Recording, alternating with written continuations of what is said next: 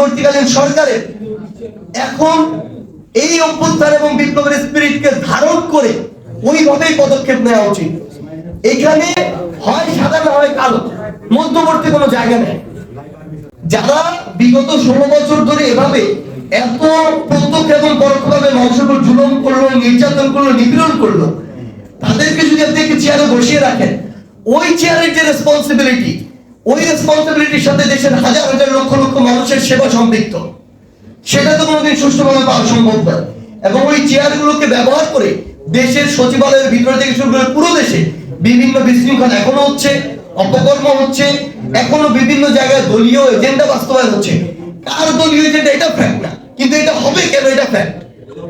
এত বড় অভ্যুত্থানের পরে তো এজেন্ডা বাস্তবায়ন হওয়ার কথা ছিল জনগণের, রাষ্ট্রের, সেখানে এখনো কেন নির্দিষ্ট কোনো গোষ্ঠী বা দলের এজেন্ডা সার্ভ হবে।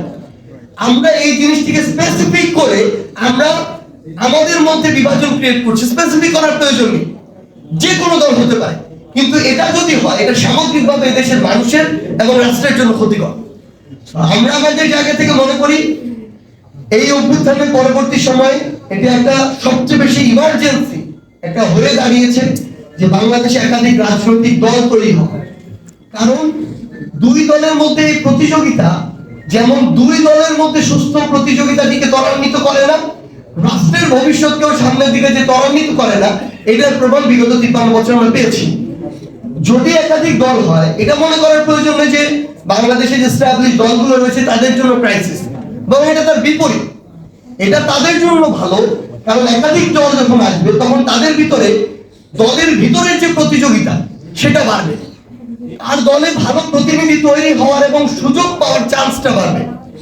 কারণ তারা যদি ভালোভাবে নিজেকে রিপ্রেজেন্ট না করতে পারে, কোয়ালিটিফুল পার্সন গুলো তাদের দলে না দেয়, তাদেরকে জায়গা করে না দেয়, সামনে এগিয়ে না দেয়, তাহলে নতুন তৈরি হওয়া যে কোয়ালিটিফুল মানুষ দিয়ে যে দলগুলো তৈরি হবে তাদেরকে তো তারা মোকাবিলা করতে পারবে না।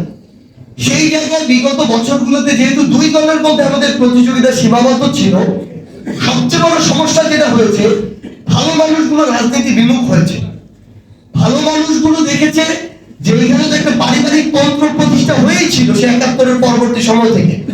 তো দাদা গিয়েছে, বাবা এসেছে, বাবা গিয়েছে, সন্তান এসেছে, সন্তান গিয়েছে, তারপরে নাতিপুতি আসবে, এরপরে এভাবে চলেছে একটার পর একটা। তাহলে এই যে নতুন প্রজন্ম যারা স্বপ্ন দেখে বা যারা চিন্তা করে যে আগামীর দেশের পলিসি মেকিং এ অংশগ্রহণ করবে, তারা তো এই সুযোগটা কখনো পায়নি। আপনি তো ঠাকুরগাঁতে দেখেন, আপনি বাংলাদেশের যে কোনো জেলাতে দেখেন, আপনি এই দৃশ্য দেখতে পাবেন। পারিবারিক ভাবে একটা ধারা তৈরি হয়েছে। তাহলে আমরা যারা